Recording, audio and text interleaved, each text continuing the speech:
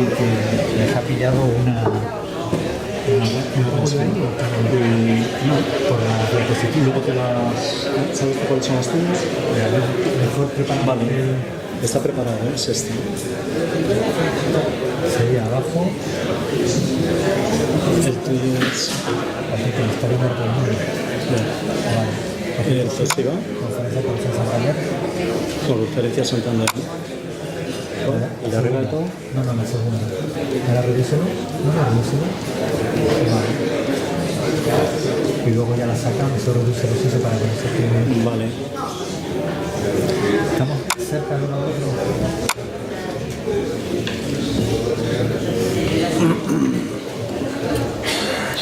Me dicen que yo te digo que hay una manifestación y que hay varias personas que están atrapadas y que irán entrando. Y digo, bueno, venga, pues, como ya empieza. Bueno, buenas noches. Buenas noches a todos. Soy Javier de la Hoz, presidente del Rotary Club de Camargo. Quiero agradecer a todos los asistentes su presencia. ¿No se oye?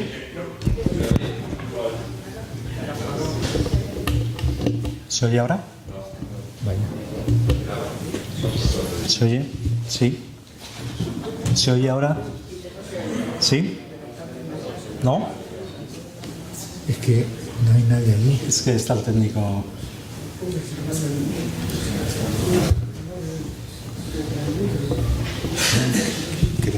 ¿Se oye ahora mejor? Bueno, nos ponemos... Que deje la puerta abierta porque... Por aquí no se oye, ¿no? Vale, Que se pues- oye... Vale. Si puede dejar la puerta abierta porque hay personas que van a venir. Están llegando ahora. Gente que pasa del otro lado y se molesta el ruido. Para que no sepa. Vale. Bueno, buenas noches. Soy Javier de la Hoz, presidente del Rotary Club de Camargo.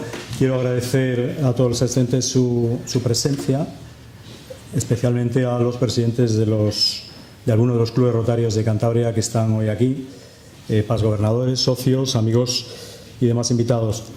Además a este evento que yo creo que es la primera conferencia sobre corrupción que se celebra en Cantabria y probablemente la única en España pronunciada por un juez. Permítame que les hable en primer lugar un poquito de Rotary antes de entrar en el tema de la conferencia. Rotary Internacional existe desde 1905, seguramente es la ONG más antigua del mundo y por tanto acumula una gran experiencia en todo lo que realiza, ¿no? No hay prácticamente ningún país del mundo donde no haya un club rotario, ¿no? Esto nos permite desarrollar actividades o cualquier actividad a nivel mundial con un alto grado de ética, con unos resultados muy eficientes en nuestros proyectos. De hecho, la fundación de Rotary Internacional ha conseguido durante 10 años consecutivos la más alta puntuación en Charity Navigator, que es un organismo independiente americano que acredita la transparencia en las organizaciones de servicio social. Evidentemente, la transparencia es el concepto opuesto a la corrupción, ¿no? Y Rotary Camargo, al igual que los restantes 33.000 clubes rotarios que existen en el mundo, tiene entre sus objetivos llevar a cabo proyectos relacionados con cualquiera de las materias que nos interesan y que especialmente son el fomento de la paz, la prevención de enfermedades y la defensa de la salud materno-infantil, suministros de agua potable, cuidado del medio ambiente, promoción de la educación y especialmente el desarrollo de las economías locales, ¿no? Y por este motivo, en los numerosos proyectos de Rotary en el mundo, especialmente en el tercer mundo, vinculados al desarrollo económico de economías locales, hemos podido constatar que la corrupción frena el desarrollo económico y social en todas las sociedades, ¿no? Rotary siempre realiza sus proyectos con la colaboración de clubes locales o entidades, instituciones consolidadas en la zona donde se llevan a cabo estos proyectos. Y de hacerlo de otra forma es muy difícil el asegurar que la ayuda que prestamos en nuestros proyectos llegue en su integridad a aquellos sitios donde se necesita, sobre todo el tercer mundo, ¿no? Cuando decidimos celebrar esta conferencia hace meses, pensábamos que el tema de la corrupción era un buen tema para hablar. Nunca pudimos imaginar que las noticias vinculadas a la corrupción marcasen el día a día en nuestros telediarios y más especialmente, precisamente esta semana, ¿no? Recientemente, además, fue en el mes de noviembre, fue el Día Internacional de Rotary en la ONU, donde una vez más se mostró el apoyo de esta organización internacional a distintas iniciativas que mantiene la ONU, algunas muy poco conocidas, como por ejemplo que existe un Día Internacional contra la Corrupción, que es siempre desde hace 15 años el 9 de diciembre, cosa que prácticamente nadie conoce, ¿no? Y difundir también otra de las cosas que hace la ONU, que es su oficina de ética, que es una oficina dedicada exclusivamente a promover que las organizaciones internacionales y de servicio mantengan un alto nivel de ética en todo lo que hacen, ¿no?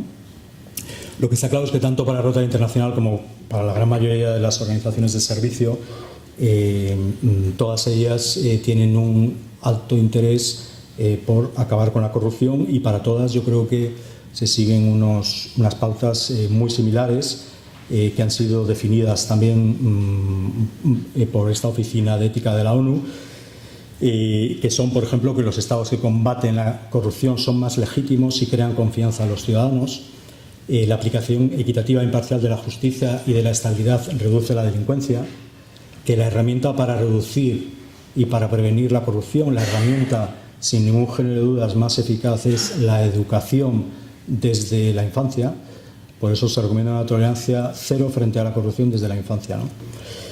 Y simplemente para terminar, aunque es un tema en el que Rotary tendría mucho que decir por sus elevadas actitud ética ante todos los proyectos que realiza durante más de 100 años y con 0 grados de problemas de corrupción y nada parecido, simplemente decirles que uno de los lemas más famosos de Rotary Internacional, que es dar de sí antes que pensar en sí, lo cual en sí mismo ya es una declaración anticorrupción, ¿no? Y ese lema que habrán visto en alguna de las diapositivas que se están exponiendo en la pantalla, ¿no? Y finalmente, por presentar a nuestro ponente, querido Akairo, aunque no es frecuente en nuestra sociedad que los jueces manifiesten su opinión públicamente por los problemas que constatan en su quehacer diario, creo que debemos agradecer que haya personas dispuestas a hablar de temas que parecen incluso en nuestros días tabúes de nuestra sociedad, pero yo creo que hay que recordar que todas las conductas como la corrupción que perjudican a nuestra sociedad a todos los niveles, y que solamente si se conoce realmente su alcance se puede luchar contra ello, ¿no? Creemos que el juez Akairo es una persona muy indicada para hablar de este tema. Es un canario de sobra conocido en Cantabria, ha protagonizado muchas portadas de los medios informativos con sus resoluciones judiciales. Su nombre guanche, ¿no? Akairo, yo creo que es la entrada ineludible en Google cuando buscas temas de corrupción. Simplemente tienes que escribir Akairo y verás que la cantidad de vínculos que hay relacionados con los problemas de corrupción son clarísimos, ¿no? Y simplemente por dar alguna pauta, informarles que es juez desde el año 2002 con primer destino en Baracaldo, en Menorca y en Casturdiales, que es el sitio por el que ha adquirido una gran fama. Actualmente es juez, uno de los juzgados de lo contencioso de Santander, y bueno, también hace otras cosas, ¿no? Es campeón de natación, pero mayores de 40 años creo, lo cual también es un mérito. Y hay que agradecerle, bueno, pues la amabilidad y sobre todo la valentía en aceptar nuestra invitación para dar esta conferencia. Y bueno, creo que como dijo Confucio, ver una injusticia y no hacer nada es no tener valor, ¿no? Por lo tanto, yo creo que le agradecemos lo que nos va a contar hoy aquí. Querido Akairo, tienes la palabra. Y un segundito antes, simplemente decir que él va a hacer una intervención en la que va a ser una cosa muy abierta, y al final lo que haremos será un turno de preguntas, y queremos que este turno de preguntas sea abierto, libre, que cualquiera levantando la mano pueda preguntar, sin mantener una especial formalidad. Esto no es una sala de vistas, pero sí pedimos, pues bueno, desde la educación y el respeto ante cualquier pregunta que se haga, ¿no? Y muchas gracias. Tienes la palabra, Akairo. ¿Se podría poner un poco más alto? Disculpe. Ah, perdón, podría haberlo dicho antes. Pues yo que hablo bajito. Buenas tardes a todos. ¿Se me escucha bien? ¿No? Es que yo creo que no. El técnico, ¿puedes subir el volumen un poquito? Chuchi, estás allí, ¿verdad? Vale. ¿Ahora? Buenas tardes. ¿Se me escucha bien ahora, sí? Bueno, intentaré ir elevando el tono a medida que vaya cogiendo confianza. Muchas gracias, Javier, y muchas gracias al Club Rotary de Camargo por esta oportunidad de venir aquí y contar la experiencia profesional y personal que supone investigar causas de corrupción. Bien, como bien ha dicho Javier, raro es el día que en España no nos levantamos con un nuevo caso de corrupción que supera al anterior en perjuicios y en sorpresas, porque no dejan de sorprendernos las formas y las maneras que...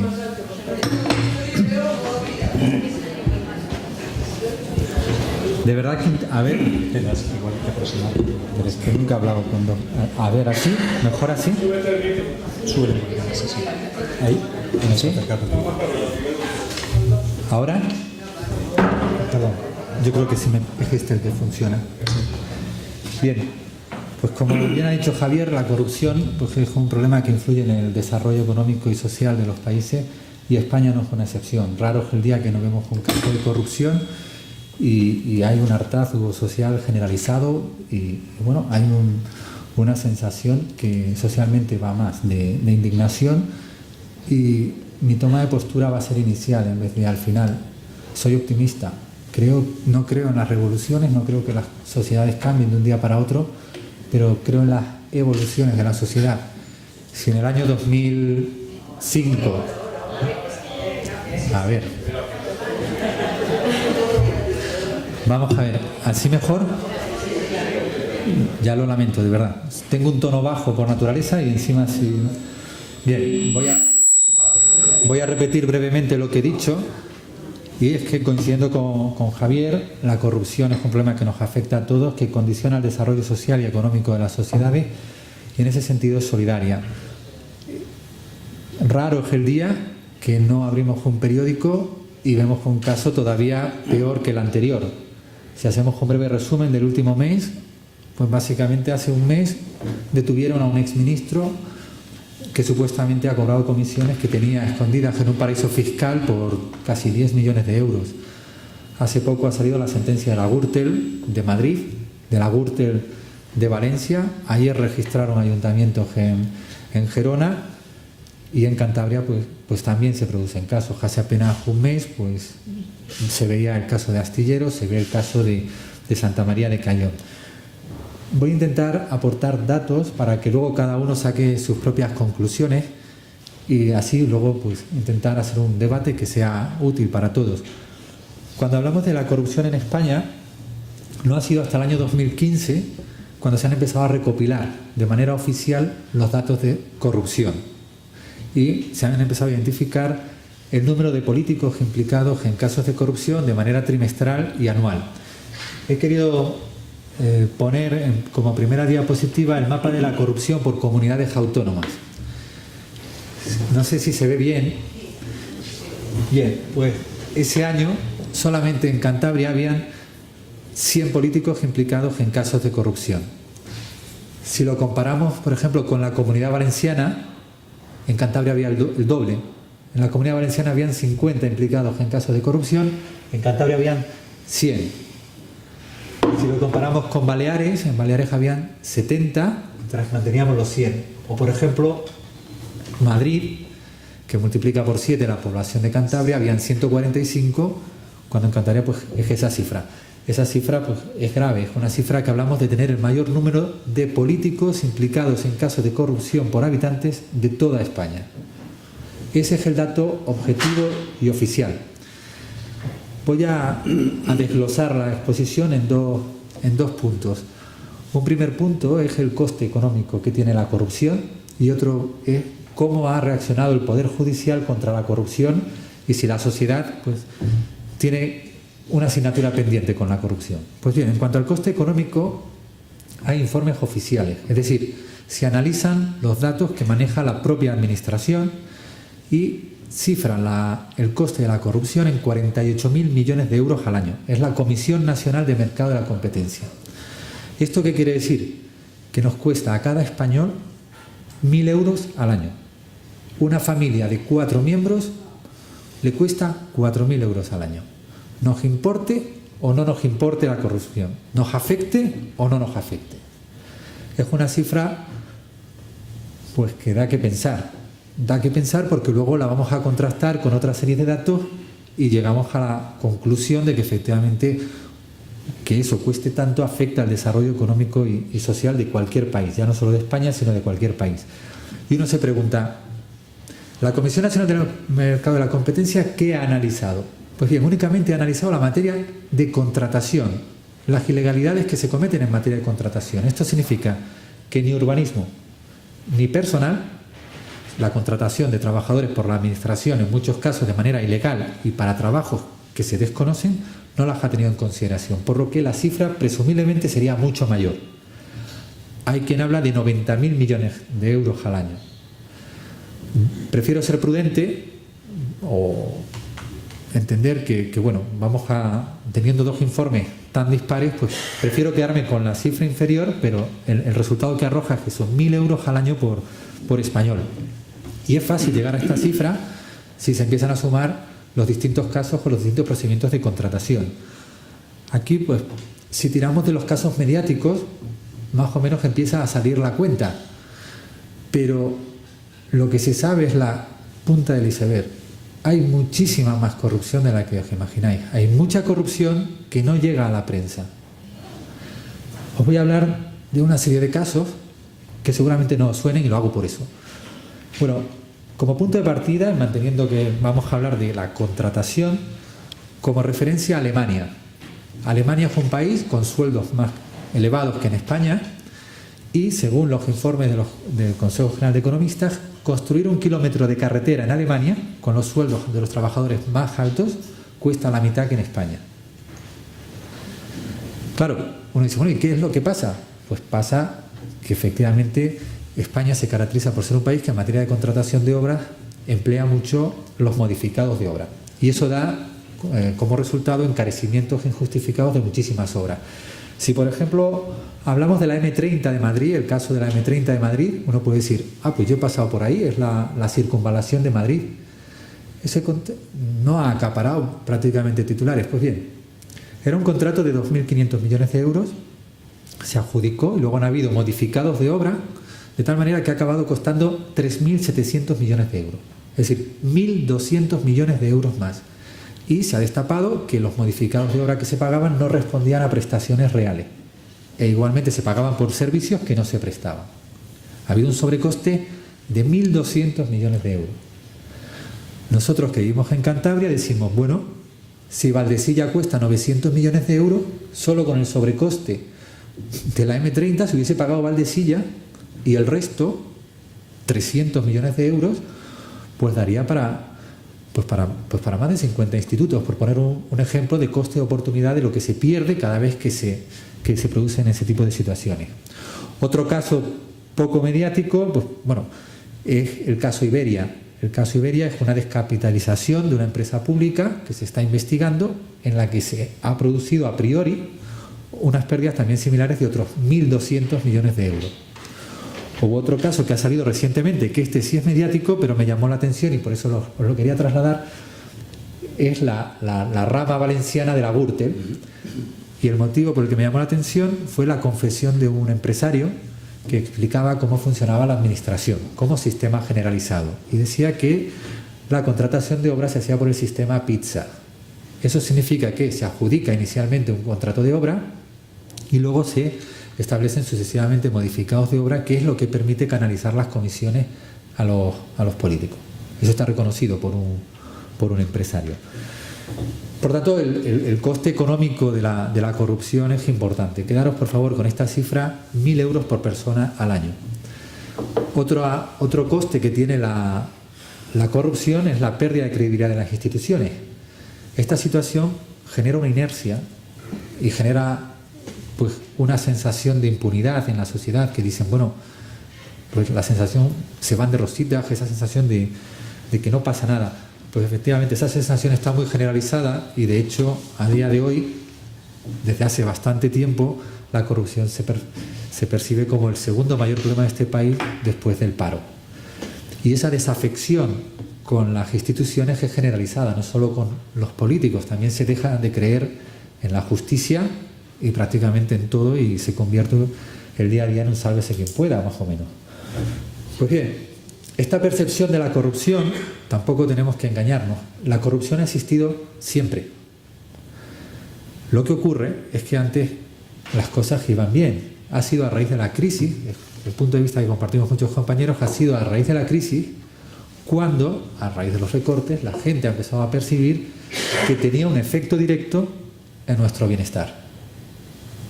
Claro, si tenemos un sistema que cuesta 48.000 millones de euros al año en corrupción, pues se tienen que recortar de otras prestaciones. Y a partir de ahí es cuando ha empezado ese malestar social a evolucionar hasta el día de que hoy pues la sociedad pues empieza a acuñar el lema que inicialmente ha dicho Javier: tolerancia cero contra la corrupción, porque cuando roban, nos roban a todos. Yo como juez también me roban a mí. O sea, nos roban absolutamente a todos. Y luego otro coste de la corrupción es posiblemente el más olvidado, que son los denunciantes de corrupción. Yo lo que sí percibo desde mi experiencia profesional es que hay miedo a denunciar la corrupción porque todo el que denuncia la corrupción es consciente de que se mete en un problema, de que empieza un antes y un después en su vida. No hay ley de protección contra la corrupción, se está tramitando, pero sufren un calvario personal y profesional tremendo, tremendo. Voy a hablar de un par de casos y luego en el turno de preguntas todo el que quiera dar su opinión, pues bienvenido. Hace 3 semanas la sentencia del caso Gürtel revolucionó el país. De hecho, lo que ha pasado en 3 semanas no tiene precedentes. Y hubo una persona que posiblemente pasó desapercibida, que fue la denunciante del caso, la señora Ana Garrido. Ella, denunciar el caso Gürtel le costó su trabajo, le costó su casa, perdió su trabajo, no pudo hacer frente a la hipoteca y ha malvivido durante todos estos años. Sufrió una situación de acoso laboral que acaba de ser reconocida ya en sentencia firme en el Tribunal Supremo, y el coste personal que ha tenido es tremendo. Si tenemos en cuenta las consecuencias y lo que se ha conseguido con esa con esa denuncia de destapar una red de corrupción, que es lo que parece porque está fijado en los hechos probados de una sentencia, pues posiblemente la sociedad está en deuda con ella. No se puede dejar a los denunciantes todo el peso y toda la responsabilidad de destapar esas tramas a costa de un precio tan alto. Otra persona, porque la he conocido, el señor Fernando Urruticoechea Basozábal, el interventor del Ayuntamiento de Castro Urdiales, estuvo denunciando durante 6 años la corrupción, elaboró centenares de reparos advirtiendo de las ilegalidades, y el precio que recibía era hacer creer que estaba loco. Todo el mundo decía de él que estaba desequilibrado, que estaba loco, y yo me acuerdo cuando llegué y me tocó empezar las instrucciones, porque hay detalles que no se saben, pero los voy a contar. Yo cuando tomé posesión en Castro Urdiales en el 2007, las causas de corrupción estaban ya abiertas. O sea, esto no es algo que se inventó, estaban abiertas y me tocó pues continuarlas. Y parte de las denuncias eran de él. Y no solo estaban abiertas, sino que era una denuncia de un político contra otro político. Y entonces pues siempre se le ha intentado, se le ha calumniado, se le ha injuriado y lo ha pasado realmente mal. Ha tenido un coste personal, un coste familiar elevadísimo. Y ahí es donde creo que la sociedad tiene esa deuda pendiente con los denunciantes de corrupción. Pero no solo los funcionarios, de hecho me consta que en Cantabria hay secretarios de ayuntamiento, hay interventores que lo pasan muy mal, tienen miedo a denunciar y cuando dan el paso se les hace la vida imposible. Entonces, cuando me han invitado a dar la conferencia, me gustaría hacerlo visible. O sea, hay personas que lo están pasando mal y la sociedad, en ese sentido, pues debería ser consciente del acto de valentía que supone todas estas situaciones. Pero no solo los funcionarios que denuncian la corrupción está tan extendida en tantos sectores que hay periodistas que sufren auténticos chantajes por hacer su trabajo. Hace unos años, 2 años si no me equivoco, supimos lo de las tarjetas Black. En hechos probados en la sentencia fueron 15 millones de euros que se destinaron por los consejeros de esa entidad, hechos probados fijados en una sentencia, para gastos absolutamente personales, pero es que era una entidad de carácter público, que era la entonces Caja Madrid, y destinaron 15 millones de euros absolutamente para ellos. Pues bien, gracias a un trabajo periodístico de investigación se consiguieron sacar ese tipo de denuncias. Y luego, por supuesto, las víctimas directas de la corrupción, es decir, cuando se denuncian irregularidades urbanísticas o ilegalidades urbanísticas, están los propietarios de las viviendas que se ven de repente en un problema que les cambia la vida, y se ven que pues, las licencias pueden ser ilegales y que se han conseguido a cambio de comisiones. Pues bien, eso es, en líneas generales, líneas maestras, lo que entiendo que tiene ese coste, ¿no? Un coste económico altísimo, un coste social de pérdida de credibilidad y un coste humano de todas esas personas denunciantes y víctimas de corrupción, pues que, por ejemplo, en el ordenamiento jurídico español no tenemos a día de hoy todavía una ley de víctimas de corrupción o una ley de protección de denunciantes, que está en tramitación pero todavía no la tenemos. Pues bien, el segundo punto que quería enfocar es ¿y cómo reacciona el Poder Judicial? Porque la sociedad tiene confianza en el Poder Judicial porque es el que tiene que hacer de contrapoder a los desmanes del poder político. Pues hace lo que puede. A día de hoy podemos decir que el Poder Judicial todavía sigue tutelado por el poder político. Y lo voy a explicar con una serie de datos y ejemplos para que os podáis hacer vuestra propia valoración. Según las estadísticas del Consejo General del Poder Judicial, más de la mitad de los juzgados de España tiene una sobrecarga de trabajo del 150%. ¿Eso qué significa? Que un juzgado no está preparado ni siquiera para los asuntos del día a día. Es así.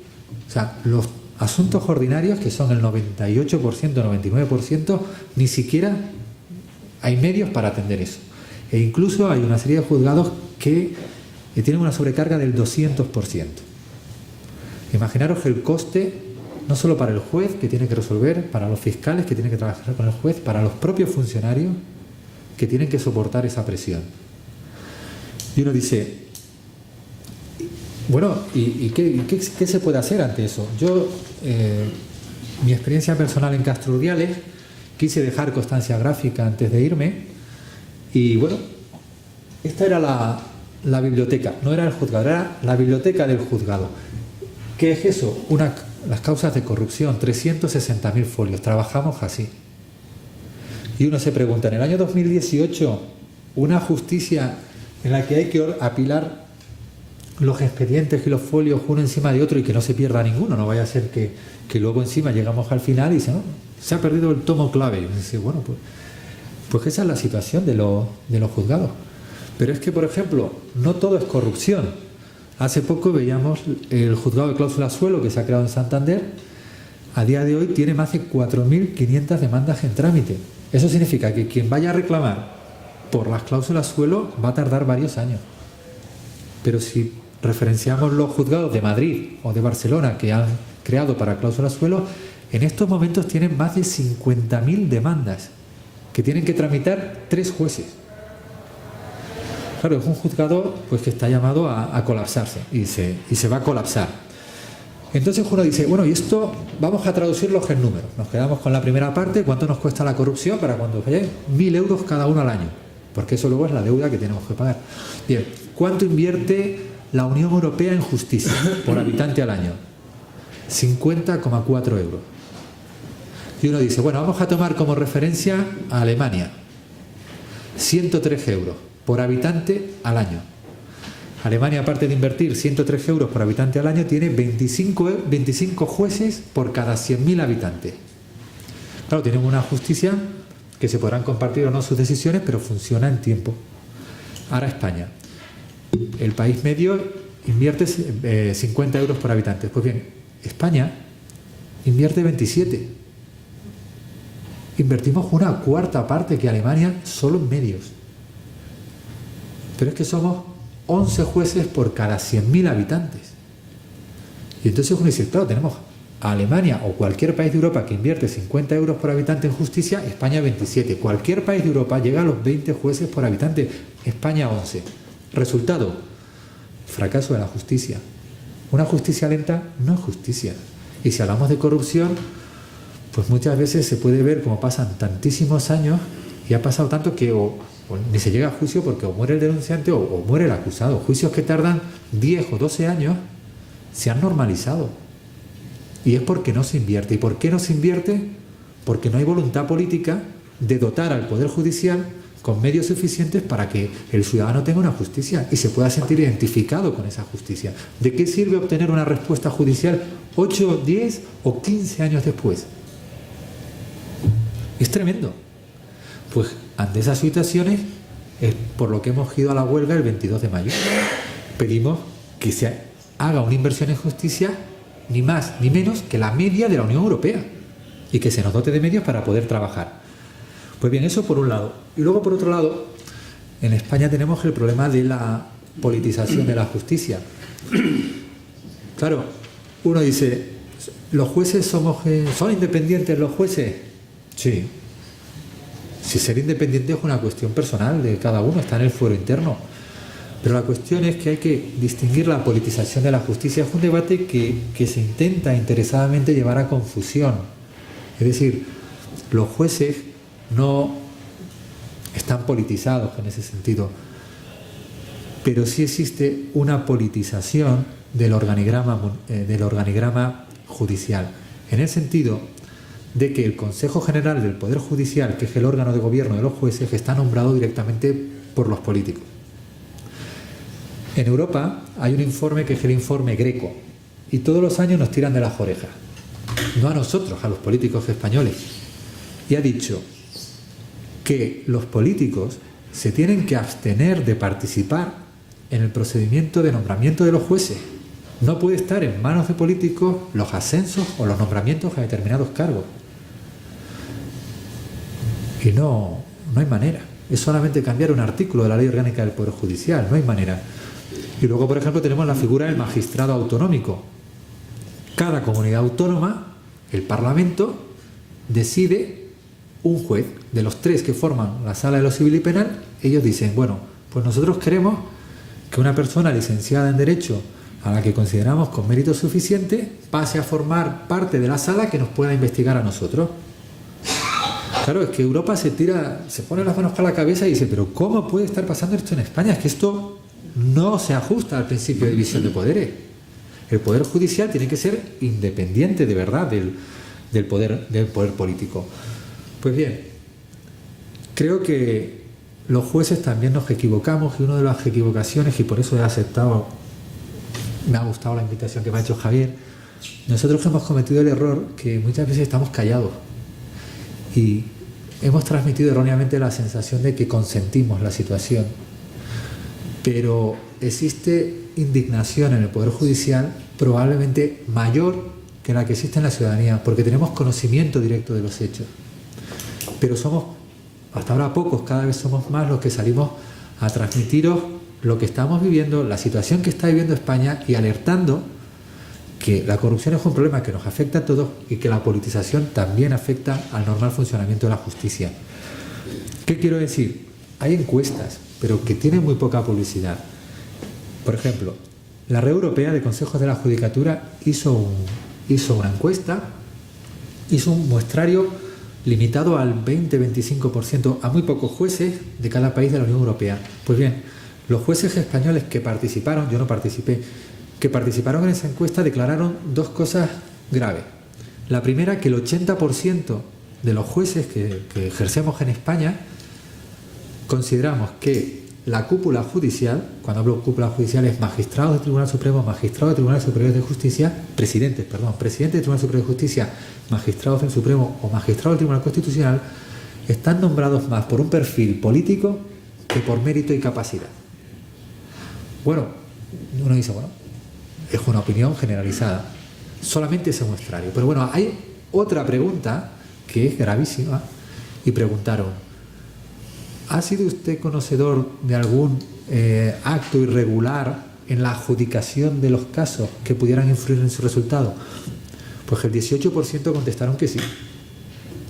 Que han observado en los 2 últimos años que durante el reparto de asuntos se han podido hacer cosas irregulares y que se ha alterado al juez natural de conocer el asunto. Pues bien, eso es en Europa. El Consejo General del Poder Judicial, en esta sí participé, hizo una encuesta a todos los jueces y preguntó lo mismo. Dijo, ¿tenéis la percepción de que el Poder Judicial está politizado? Que el 94% de los jueces dijimos que sí. Dijimos, se elige antes a un juez con mejor perfil político que a un juez con mérito y capacidad. De hecho, para los nombramientos, a día de hoy todavía no existe un sistema de méritos tasados que podamos conocer los motivos reales por los que se nombran a determinados magistrados en el Tribunal Supremo en los tribunales, o como presidente del Tribunal Superior de Justicia. Y lo hemos dicho, el 94%.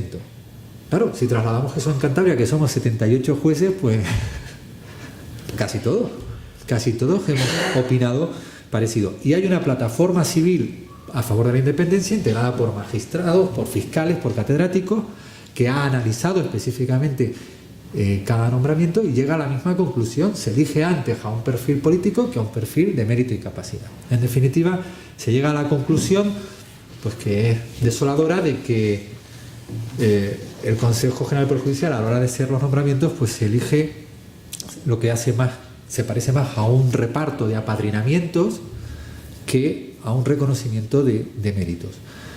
Y esto, uno dice, bueno, y ahora, pues esto es lo que opina la mayoría de la carrera judicial, pero esto fue advertido en el año 86. Hay una sentencia del Tribunal Constitucional que, cuando se modificó la Ley Orgánica del Poder Judicial para que se permitiera esta situación, lo dijo. Tengo un extracto de esta sentencia, permitirme que la lea porque es difícil memorizarla, pero decía abiertamente que la lógica del Estado de partidos empuja a actuaciones de este género, es decir, a repartirse las instituciones.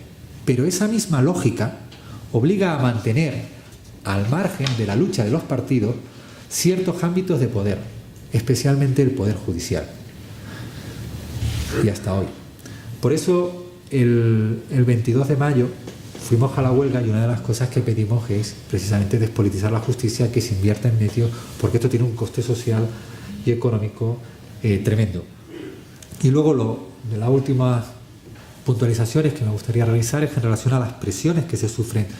No solo sufren presiones los denunciantes de corrupción, los medios de comunicación o las propias víctimas. Los que hemos investigado casos de corrupción, yo la experiencia personal que he tenido, y lo he dicho en una conferencia anterior en Madrid, se reciben presiones. Y se reciben presiones a todos los niveles, presiones personales, se reciben presiones profesionales. ¿Cómo? Se instrumentalizan denuncias sin fundamentos y se provoca una presión mediática totalmente desproporcionada, y eso evidentemente te coloca en una situación de verte en el disparadero. Y luego, aparte, ha habido pasividad por parte del sistema de proteger la independencia judicial que nos tendrían que proteger. Y yo creo que con eso me gustaría hacer un puente a la sociedad, en el sentido de, bueno, y la sociedad tiene una asignatura pendiente con la corrupción. Sí, mantengo la posición del principio, soy optimista, creo que la sociedad en estos momentos, comparada a hace 15 años, no es la misma. Creo que la intolerancia contra la corrupción la estamos empezando a ver. Las presiones que siente el poder político por primera vez es real. Un político siente ese aliento de una sociedad que pide ejemplaridad en la gestión de lo público, porque lo público es de todos, y eso son pequeñas victorias. Queda mucho por hacer. La corrupción es una tarea entre todos, y me gustaría finalizar haciendo una pequeña referencia a un libro de neurología de la maldad. Me gusta mucho este libro y cuando lo leí pues me hizo sentirme identificado. Cada uno se identifica en el bloque que quiere, pero dice, bueno, ¿y qué nos pasa, no? Porque corrupción ha habido siempre, va a seguir existiendo y la hay. ¿Qué hacemos para atajarla, no? Entonces son muchos estudios que se han realizado a lo largo del tiempo, y entonces llegan a la conclusión de que la sociedad está dividida en 3 bloques. y en 3 porcentajes. Hay un primer porcentaje que serían los malvados, por así decirlo, ¿no? Un 2%, un 3% que coincide con la comisión que se suele pedir, que da igual las normas que se establezcan, da igual los controles, o incluso da igual las consecuencias que se establezcan a actos de corrupción. Van a delinquir, pase lo que pase. Luego hay aproximadamente un 30-35% de la sociedad que es todo lo contrario, que no necesita normas para tener ese sentimiento de civismo, de decir, bueno, hay que robar, ¿cómo vamos a robar lo público? ¿Cómo vamos a destrozar lo que es de todo?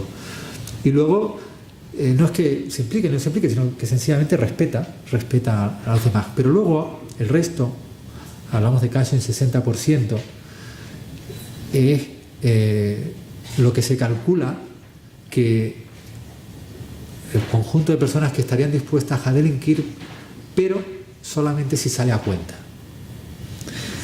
Es decir,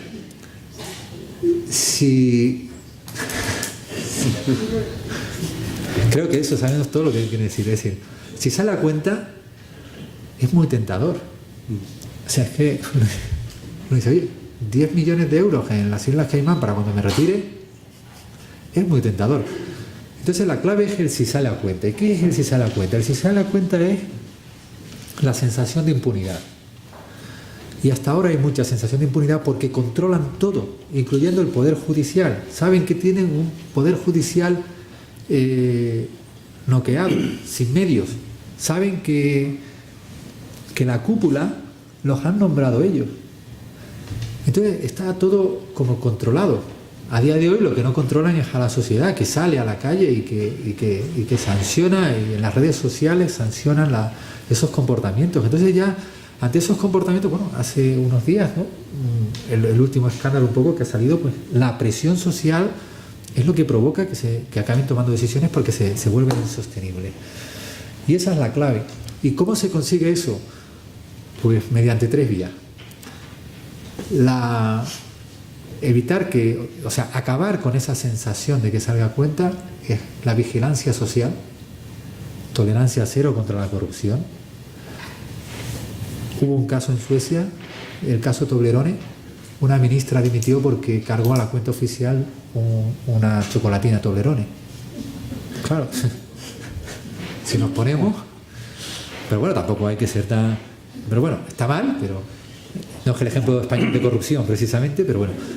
Pero si existe esa vigilancia social, el político sabe que su situación es insostenible.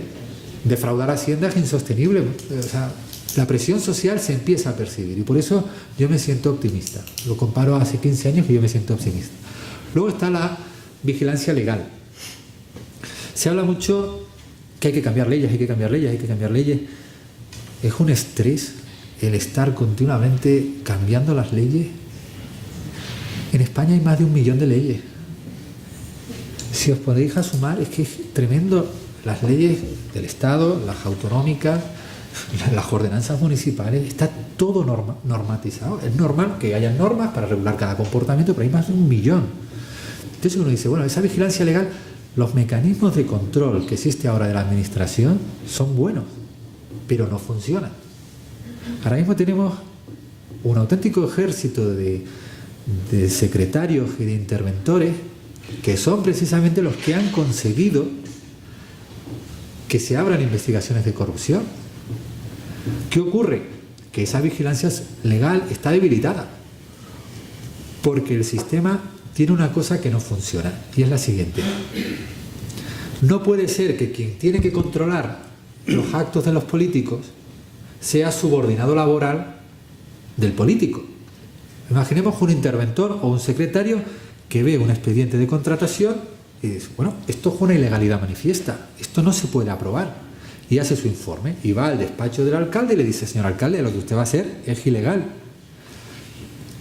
Un delito, porque si usted es conocedor de que va a ser una ilegalidad, eso es un delito. Entra dentro de lo normal que el alcalde no se lo tome a bien. Y entra dentro de lo normal que el secretario y el interventor empiece a sentirse observado de una manera distinta. Y depende del reparo o del informe que haga, porque si es un informe que afecta a unos complementos de trabajadores, pues bueno, pues tenemos un problema posiblemente mayor, porque ya estamos hablando de que son muchos los beneficiarios. Entonces, ¿qué ocurre? Que posiblemente hay poca empatía y poca sensibilidad con esos auténticos guerreros que están en la administración local y regional, que están continuamente advirtiendo de todas las ilegalidades. Yo intento no leer mucho la prensa, porque hubo un momento que efectivamente yo lo pasé mal. Intento desintoxicarme, y lo que leo casi a veces es inevitable, porque tiene tal repercusión. Pero todos sabemos que en Cantabria esas situaciones que están pasando, y en el resto de España, interventores que están advirtiendo de las ilegalidades y que lo pasan mal. Y ahí quizás pues empatía y mayor sensibilidad hacia esas personas, y sobre todo cuando empiezan a ser ya insultadas y calumniadas, porque como funcionarios que son, la Fiscalía tiene que actuar de oficio y defenderles. Y para mí es muy triste decir que no conozco ninguna actuación de la Fiscalía defendiendo a un funcionario que ha sido insultado, amenazado o coaccionado. Y eso, pues, no hay que dictar una nueva ley, hay que aplicar las que tenemos para que la vigilancia legal funcione. Y luego la última sería la vigilancia judicial. Es absolutamente necesario despolitizar la justicia. No es hacer una purga de jueces, es que el órgano que gestiona el poder judicial no sea una prolongación del poder político. Que el órgano que decide los máximos nombramientos no sea el poder político. Que los jueces que son nombrados para el Tribunal Supremo o para Tribunales Superiores de Justicia sean los que respondan a mayor mérito y mejor capacidad. Y eso es un poco resumen, porque ya le dije a Javier que mi intención es estar abierto a contestar cualquier pregunta que estiméis oportuna. Espero que os haya sido útil, espero que os vayáis de aquí con dos datos. ¿Os cuesta, pagáis 1.000 euros al año por la corrupción? Todos, aunque no os interese este tema, 1.000 euros al año. Si lo calculáis en cuotas hipotecarias o en cenas o en viaje, todos los años. Equivale a 2,73 euros al día, incluidos los domingos, porque la corrupción no descansa. Y la segunda es que lo que nos cuesta 1.000 euros por español al año, se invierte para atajarlo 27 euros al año, que es lo que se invierte en justicia. Es decir, invertimos 27 euros al año para tener un sistema judicial, y tenemos un problema que nos cuesta y que nos afecta a todos 48.000 millones, 1.000 euros al año por persona, y que esto es una cuestión de todo. Muchas gracias.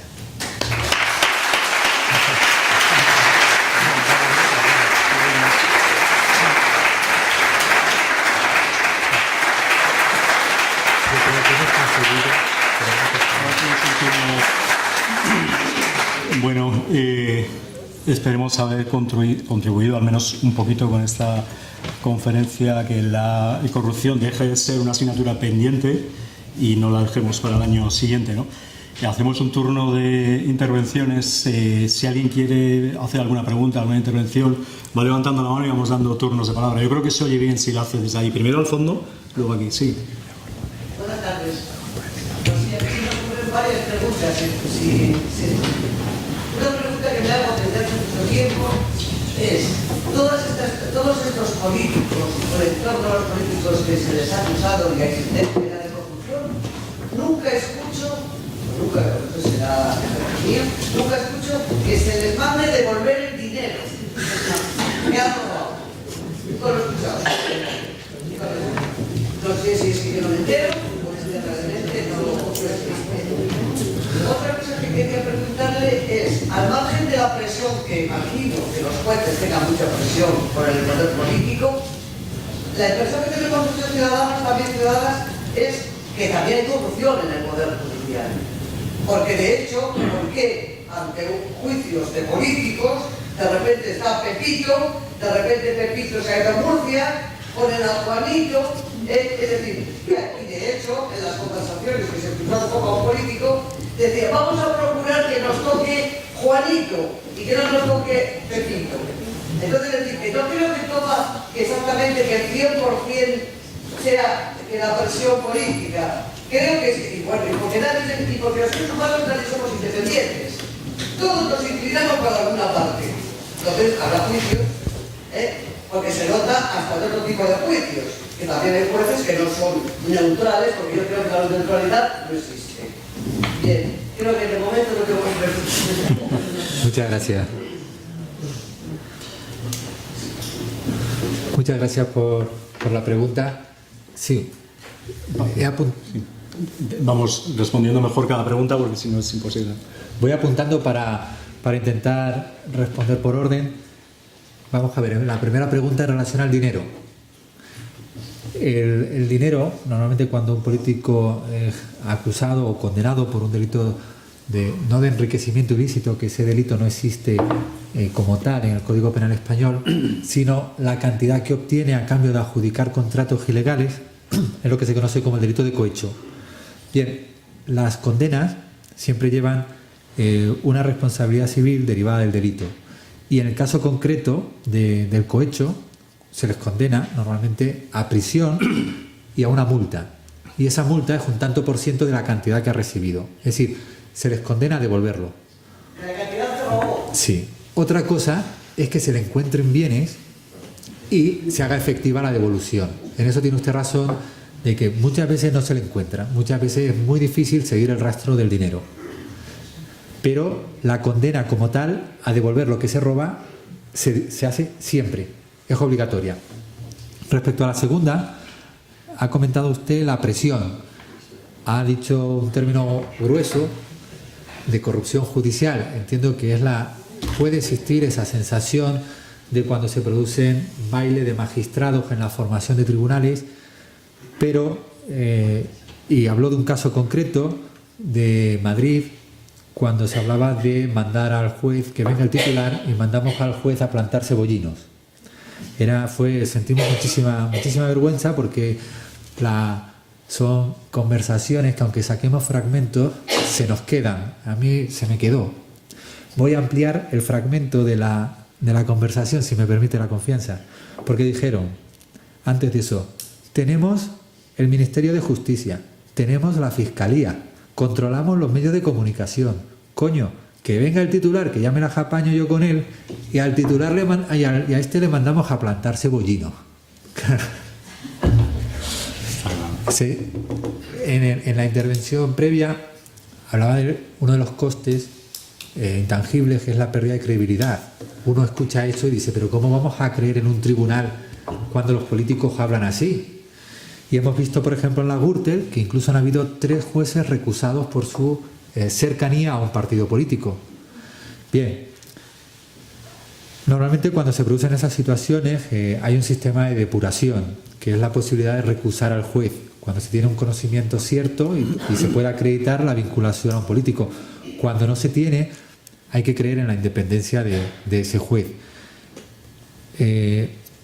Evidentemente está en la conciencia de cada uno el ser o no recto. Sí le digo que la gran mayoría de los compañeros pueden gustar o no sus sentencias. Ser juez es muy complicado, hay que conocer cada caso concreto para resolver, pero la mayoría de los compañeros son íntegros. Eso no quita que puedan haber jueces que se presten a ese juego. Pues mire, le voy a complementar su pregunta, ya abusando completamente de la confianza. En Canarias se está a punto de juzgar a un juez, pues precisamente por un tipo de prácticas delictivas, vinculadas precisamente con una situación política previa. El sistema funciona en cuanto que tiene los medios para que funcione, lo que pasa es que a veces no está perfectamente engrasada, y cuando se dan situaciones como esa, no es por defender a los jueces, pero se refería sobre todo al fiscal anticorrupción. Decía, hay que poner a que este es muy bueno.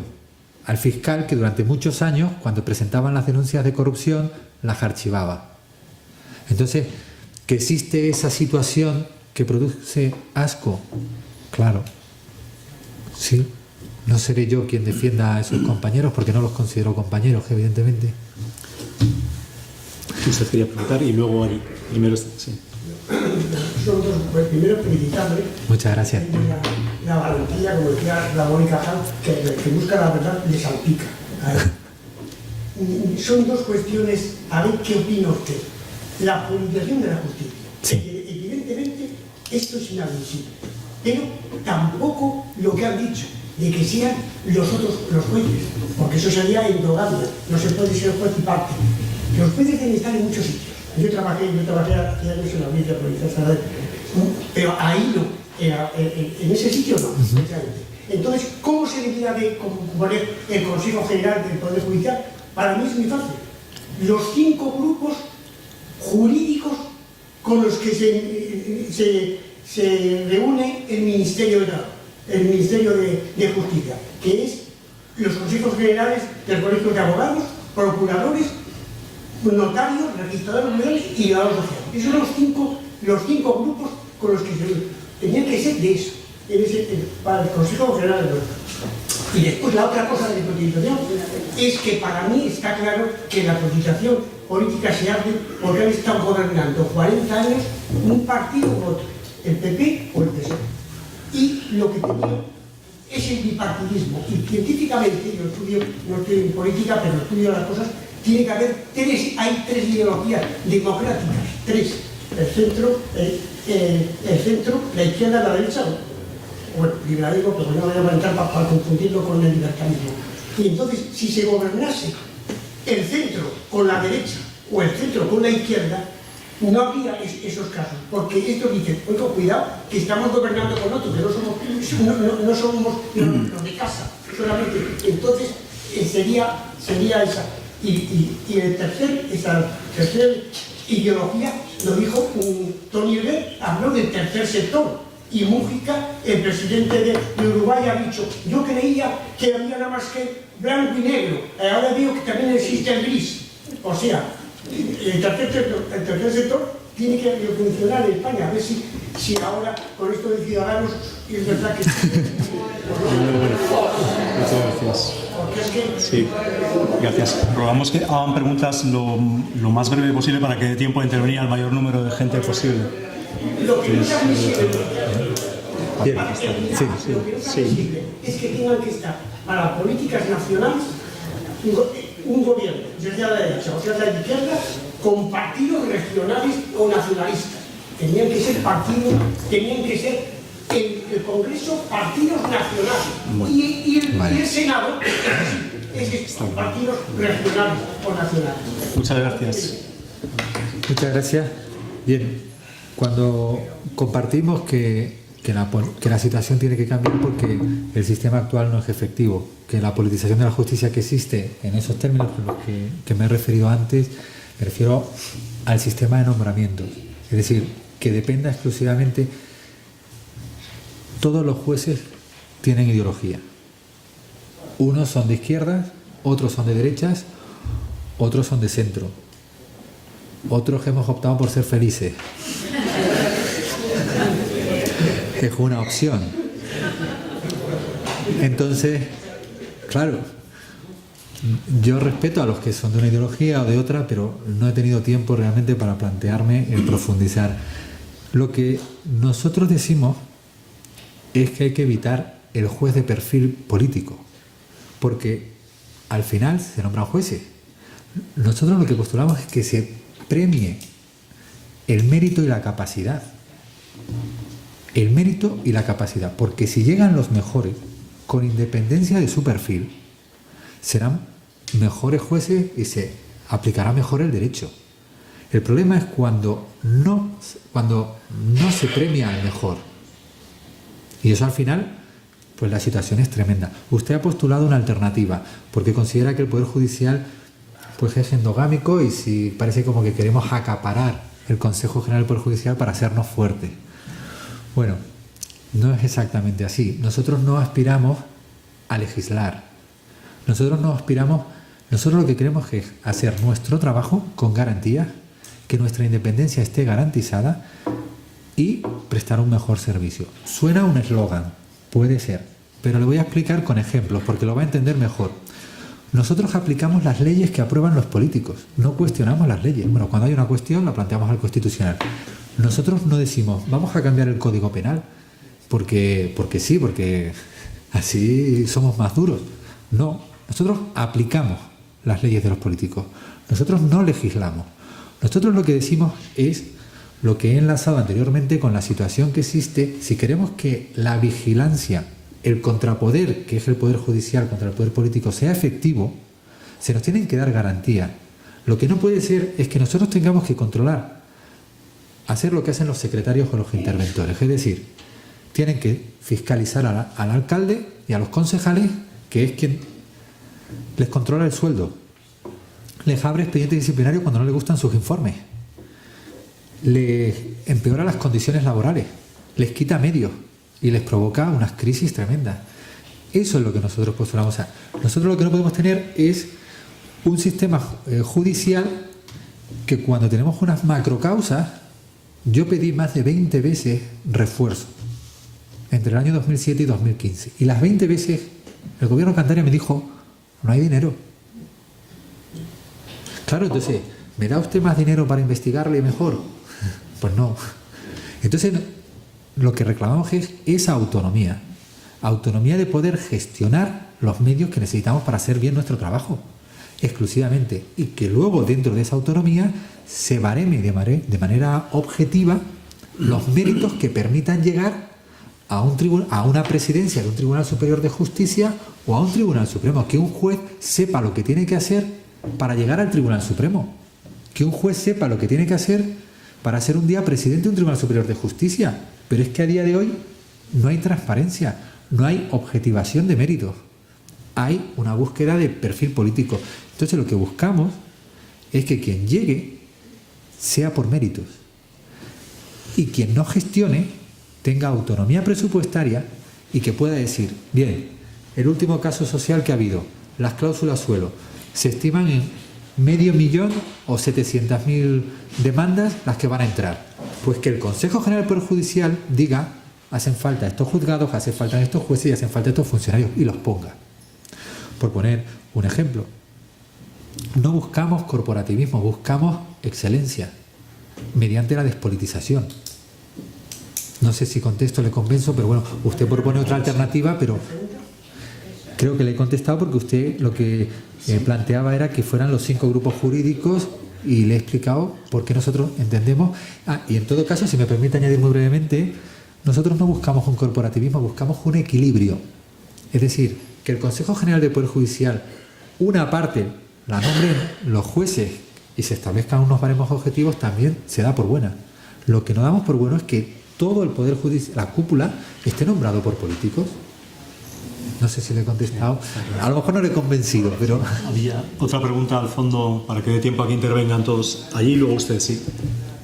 Sí. Yo estaba analizando lo que se está diciendo, tratando de usted, porque a mí, siendo víctima, no me sale a 1.000 euros por unidad familiar. Me sale mucho más, porque siendo víctima tengo unos gastos que el resto de los españoles no tienen. ¿Por qué no se mira lo que cuesta pelear a una familia de obreros para poder tener justicia? Justicia que llevo esperando desde el 2007 en un procedimiento penal que han visto todos ustedes en la diapositiva y todos esos archivos pertenecen al caso de la Loma. Soy víctima desde el 2007, víctima. Y estoy viendo cómo los imputados mantienen sus puestos de trabajo. Todavía no tengo señalamiento de juicio. Me da una manguera el agua a mi casa en pleno siglo XXI. Una manguera abastece mi casa de agua. Pero ojalá me saldrían 1.000 euros. Ojalá, porque me está costando muchísimo más. Un desgaste físico, un desgaste emocional, un desgaste económico, un desgaste de todo, enfermedades, rabia, impotencia, insultos, agresiones verbales. Recuerdo que incluso un alcalde en Castro, cuando le dije, ¿por qué firma usted este documento?, me contestó, es que soy político. Hay cosas que hay que vivirlas, amenazas que hay que sufrir, que la gente entienda que se está peleando por muchísimas cosas y no se puede tener a gente siendo víctimas desde el 2007. No se puede. Y estoy de acuerdo en que hay que ayudar a esos juzgados. He visto cómo jueces han solicitado esa ayuda. y no ha habido esa ayuda, nunca ha llegado. Siempre han tenido un exceso de trabajo y hablo porque he ido al juzgado de Castro a solicitar esa ayuda, a decir, por favor, está aquí en Santander, lleva aquí en Santander parado un montón de tiempo, hay muchos tomos, yo lo entiendo, pero yo empecé con eso en el 2007, voy a tener toda la vida para esperar.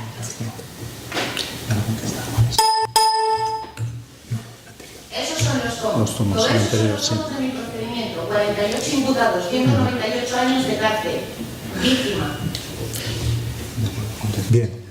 Un poco, perdón, podemos hacer las preguntas. Como hay todavía 5 intervenciones y tenemos poco tiempo porque el centro va a cerrar en 10 minutos. Son las 9:15. Por favor, las intervenciones lo más breves posible, así podemos dar respuesta a todas. Bien, gracias por la intervención. Le conozco personalmente porque usted es víctima de uno de los procedimientos que me tocó llevar y la sociedad está en deuda. Efectivamente, el sistema no termina de funcionar porque uno de los grandes olvidados son precisamente las víctimas.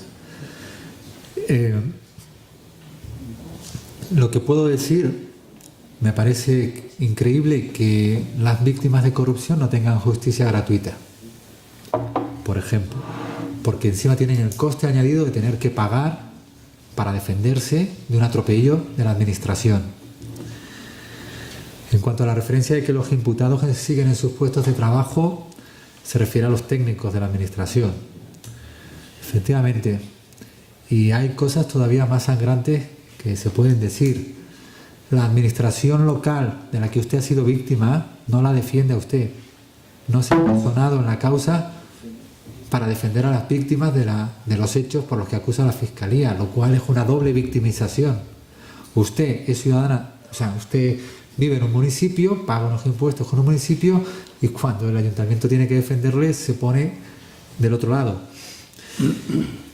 Y es usted víctima desde el 2006, efectivamente, desde antes de que llegué al juzgado. No tengo excusa, lo he explicado antes. No hay medios. La instrucción se terminó en el 2011. El recurso de apelación tardó 4 años o 3 años. Y desde entonces han pasado casi 3 años y no ha pasado. Es una carencia del sistema y entiendo, no sé si hay medios de comunicación, visibilizar a las víctimas para que sientan la solidaridad es una de las asignaturas pendientes de la sociedad, que entiendan que cualquiera de los que estamos aquí el día de mañana podemos ser víctimas de un atropello de la administración y pasar a ser víctimas de un caso de corrupción y transmitirles mis disculpas. Bien, las 3 últimas preguntas usted había levantado la mano así. Muchas gracias por su intervención y muchas gracias sobre todo por su trayectoria, porque también los ciudadanos cuando vemos que hay, digamos, en las instituciones personas ejemplares, eso nos educa y nos hace ser solidarios. Un comentario que tiene que ver con la intervención anterior. Nos resulta difícil como sociedad, yo hablo como ciudadano, solidarizarnos con las víctimas. Podemos solidarizarnos con las víctimas del terrorismo, con víctimas, pero las víctimas de la corrupción no las vemos. Y uno de los problemas es que nos parece que la corrupción es un delito sin víctimas. Y nos quedamos en esta bruma y entonces no nos damos cuenta de eso y no apoyamos a los denunciantes que sufren unas espirales de silencio exactamente igual que las que sufren las víctimas del terrorismo o de los regímenes autoritarios. Y las preguntas. Hay estos elementos concretos que ha señalado al final, pero hay también, yo creo, como un factor general de cultura general que hay 2 palabras que me gustaría, por las que me gustaría preguntarle. Por ética pública y por bien común. Es decir, cuando socializamos a los escolares en los centros de estudio, en las escuelas, no tendríamos que insistir en esta integridad, en esta idea de que como ciudadanos somos solidarios con lo colectivo y que cuando alguien roba está haciendo un daño a la colectividad, el daño económico, pero sobre todo el daño ético, porque nos destruye la legitimidad del Estado. Nos preocupa mucho cuando destruimos el Estado por arriba y decimos, las fronteras, los nacionalismos. Sí, la pérdida de credibilidad. Destruye al Estado en el corazón. Sí, efectivamente. Nada más. Muchas gracias por la pregunta. Coincido con lo que dijo Javier al principio. La educación es clave. No pretendamos... La corrupción ha existido siempre.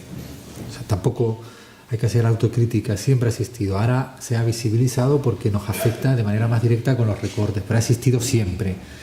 Educar, evidentemente, esa es la clave de todo. Lo comentó Javier al principio. Una educación adecuada, pues posiblemente evitaría muchas de las situaciones que se viven. Y la solidaridad con los denunciantes de corrupción, con las víctimas de corrupción, creo que es una situación creciente. Creo que todo va paso a paso, pero es insuficiente. Es una asignatura pendiente solidarizarse con las víctimas de corrupción. Dos últimas, usted y... Sí. Bueno, gracias por el aire fresco que traes. De Canarias. Yo no me gustaba venir, pero también soy víctima de eso que he hecho contigo. Yo tengo la ventaja de que, bueno, pues yo intento ser feliz y hay gente que tiene al lado y te apoya, ¿no? Y como no tiene ahora, muchas veces se mata de cosas, no te apoyo totalmente porque bueno, yo creo que he puesto trabajo hace muchos años precisamente por ser honrado, por ser correcto y por no admitir ningún tipo de amenazas. Una de las amenazas era que yo no fuese activo en una denuncia presentada por una empresa de Torreón. O sea, que no diese actividad a la denuncia que estaba en el juzgado, ¿no? Lógicamente yo me negué, no se trató de responsable. Mi hijo, lógicamente, no puede trabajar en un trabajo de equidad de toda la tarde, ¿cómo se llama? Trabajos precarios. No me importa porque yo digo, ¿verdad? Pero sobre todo, el mensaje que dan los políticos corruptos, apoyado por muchísima gente, no es que vamos a castigar, amenazas físicas, lo que sea. Si lo dice los demás, mirad lo que le pasa. Y ahí todo el mundo siente.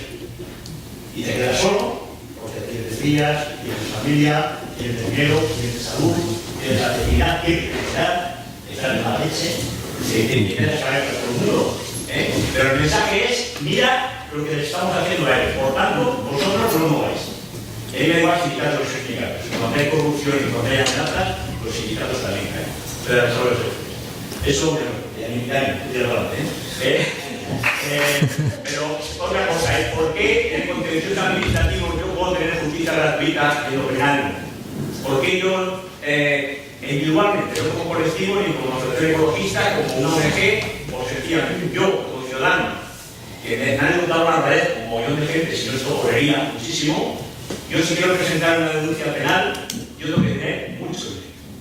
Tengo que tener una buena abogada, un buen abogado, que no se compra, que no se venda, y que encima tampoco se discusione, que te vaya de mal. Entonces, ¿por qué en el contencioso yo puedo tener justicia gratuita y no penal no? Muchas gracias por... Abro el computador si no te cobra, pero bueno, tú puedes encontrar un abogado guay y vamos, y vas al computador, que se lo Bien. Muchas gracias por la intervención y por la pregunta, pero me temo que le tengo que matizar que si usted acude a la Fiscalía a denunciar unos hechos que usted considera delictivos, no cuesta dinero y la Fiscalía es la que continuaría. Y respecto a por qué en la vía contenciosa administrativa puede tener justicia gratuita, pues igual que en la vía civil, es porque es lo que establece la ley. Se intenta garantizar el derecho a la tutela judicial efectiva de tal manera que aquellas personas que en función de los recursos que tengan pues pudieran no defender mejor sus derechos, pues se les reconoce. Es una cuestión de legalidad, pero penalmente denunciar no cuesta dinero, ni se exige abogado ni mediación. Es una opción, pero no está la otra opción de acudir a la Fiscalía. Más intervenciones había aquí, sí. Hola, buenas tardes. Felicitarle por su trayectoria, que he podido seguir un poquito así por encima, y comentarle, bueno, que desde el punto de vista que he visto ahí el mapa de corrupción de España, en el anterior, me ha sorprendido mucho de Cantabria el volumen.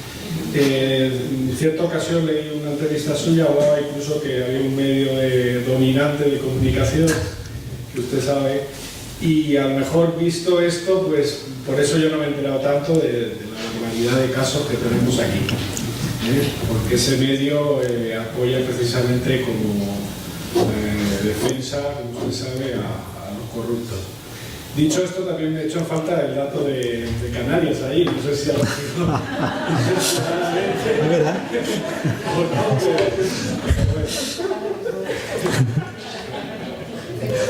Efectivamente, sí. Lo siento, No sé bueno, vamos a la pregunta. La pregunta sería, bueno, en su trayectoria, 20 años, bueno, yo le he hecho 20 años de mi pregunta, que le voy a enfocar. Hablamos, por ejemplo, de 20 años hacia acá, no sé qué tipo de leyes han salido contra la corrupción. Porque yo a día de hoy veo que con la condena de la Gürtel, 20 años atrás teníamos al famoso Luis Roldán y le cayeron 28 años de cárcel. Visto hoy, a mí Roldán me parece hasta un santo, y comparado con las sentencias que tenemos hoy en día, pues me parece que se la comió gorda, ¿no? O el marrón, como dicen. Entonces no sé si es que ha cambiado las leyes o que ya lo saben hacer mejor para que cumplan menos. Quería saber su opinión. Gracias. Muchas gracias por la intervención. Bien, comenzando por la parte inicial de su intervención, cuando se refiere a la entrevista previa, no fue exactamente una entrevista. La Universidad Complutense de Madrid me invitó a dar una conferencia en un ciclo de conferencias de corrupción, en la que tuve la suerte de coincidir con personas pues como Falciani, que he denunciado la famosa lista Falciani, y demás personas que han tenido intervención directa o indirecta en causas de corrupción. Compartí ponencia con un abogado, el señor Herzog, el que puso la querella de Bankia, y contó la experiencia, y fue enriquecedor ver al responsable, le tenía sentado al responsable que dio lugar a toda la investigación que luego se ha sabido del caso Bankia. No fue una entrevista, fue una ponencia. Se hicieron eco de esa ponencia porque se grabó, se colgó en la plataforma, y un periódico, el diario.es, si no me equivoco, se hizo eco y reprodujo lo que dije en la conferencia, pues tal y como estoy haciendo hoy. En cuanto al medio de comunicación dominante que hice referencia allí, pues sí, es un dato objetivo no, pero lo aclaro, no tengo ningún problema. Es un dato objetivo que hay un medio de comunicación dominante en Cantabria. Los medios de comunicación desempeñan un papel fundamental en la lucha contra la corrupción. La transparencia es el enemigo natural de la corrupción. Por eso cuesta tanto conocer, porque tapan. Y lo deseable es, bueno, afortunadamente también hay cada vez más medios de comunicación, cada vez salen más casos de corrupción, precisamente por la prensa. Bien, la pregunta concreta se refería a la sensación de los últimos 20 años, que parece que la cosa, pues, algo no va bien. Bien. Es normal. Le voy a dar un dato. He intentado, cuando preparaba la ponencia, le trasladaba a Javier que yo intentaba aportaros datos para que salierais de aquí con las menores dudas posibles y con la desagradable sensación de que os cuesta la corrupción 1.000 euros al año. Entonces, ¿cuál es el dato objetivo sobre la corrupción en España? La corrupción no es otra cosa que los delitos que se recogen en el Código Penal. El Código Penal que tenemos actualmente se aprobó en 1995. Es relativamente reciente. Bien, han habido más de 30 modificaciones del Código Penal y no se aumentan las penas de corrupción. Se han aumentado todos los demás tipos de penas, pero las de corrupción no. ¿Por qué? Porque es voluntad política. Los jueces muchas veces hay sensación de decepción en la sociedad porque dice, pero bueno, esté con lo que ha hecho y está en la calle. Sí, pero es que lo que prevé la ley para esa conducta es una inhabilitación y una multa. Y no podemos meter a alguien en la cárcel si el delito no está castigado con pena de cárcel. ¿De quién depende que se sancionen los delitos de corrupción de manera más severa? ¿De los políticos? Nosotros aplicamos las leyes de los políticos, las que aprueban los... Entonces, en ese sentido, esa sensación es compartida por la judicatura, porque en muchas ponencias se tienen que endurecer las penas de corrupción como instrumento disuasorio a los políticos que se abstengan, que sepan que hacer eso las penas son más altas. Vemos penas que son, pues uno dice, ¿a dónde nos lleva esto? ¿A qué sale a cuenta? Al 60%. Al 60%. Pero entonces entiendo que incluso sean, bueno, son menores las penas que hace 20 años. No, se mantienen igual. Básicamente ha habido algo muy puntual, pero en materia punitiva propiamente dicha, es decir, el castigo, la conducta como tal, se han podido ampliar las conductas, pero lo que es la condena, la pena que se le puede imponer, se mantiene. ¿Por qué? Falta voluntad política para establecer un código penal acorde a la gravedad del problema, que es la corrupción, que nos cuesta un 5% del PIB. No sé si le contesto. Menos con- que hacer más. O sea, los corruptos han aprendido a hacerlo mejor. Porque si no, mira, digo, Roldán pagó 28 años, o le cayeron. Yo al principio de la ponencia dije que soy optimista y soy optimista. Bueno, hay una última intervención, si es muy rápida, porque son las 9:30. Sí, Otro señor. sí. Sí. Nada más decir, muy agradable ha sido todo ello. Muchas gracias. Es decir, en parte de toda la parte esta de la falta de solidaridad y que las cosas estén mejor, todo es un tema educacional, de una buena educación. Y de una mala educación de los dictadores, o sea, de las políticas dictatoriales educadas en el miedo. El miedo es lo que hace que no funcionen las cosas. Y la falta de una buena educación. No quería decir. Muchas gracias. Yo creo que la última. Una última muy rápida y damos por finalizado. Sí. Yo también soy optimista. Creo que estamos viendo en estos últimos tiempos grandes cambios. Han salido muchos asuntos de violación de los derechos de las mujeres, denunciantes, hay un movimiento, ha habido un cambio de gobierno, por H por B ha habido un cambio de gobierno. ETA desapareció hace 4 o 5 años, cuando el pueblo vasco se dio cuenta de que eso es insostenible y creo que la revolución no la tenemos que pedir desde arriba. Efectivamente. Tiene que ser desde abajo cuando estemos todos hartos de tanta mierda que nuestro alrededor, que digamos a nuestros hijos esto no se puede hacer y que además nosotros tampoco lo hagamos, cuando podemos exigir a nuestros gobernantes y a nuestros jueces y a nuestros representantes que eso no sea, porque habrá digamos una masa un poquito más limpia, pero tiene que salir de abajo, no de arriba. Efectivamente. La primera medida es la vigilancia social. Tolerancia cero contra la corrupción. Cuando vemos a autónomos, bueno, no quiero personalizar en ningún colectivo, pero se empieza con muy poco y al final, pues cuando dejemos de verles como los listos de la clase, sino como los sinvergüenzas, cuando dejen de ser ejemplos, sino todo lo contrario, que ellos sientan vergüenza de lo que hacen, porque van a sentir el rechazo social, pues ahí ya se está haciendo lo más importante, evidentemente. Visibilizar a los denunciantes, visibilizar a las víctimas de los delitos de corrupción lo pasan tremendamente mal. Y visibilizar el enfado, evidentemente. Que se sepa, y yo creo que es generalizado. De acuerdo, pues muchas gracias a todos por haber venido y nos veremos en alguna otra próxima reunión. Muchas gracias.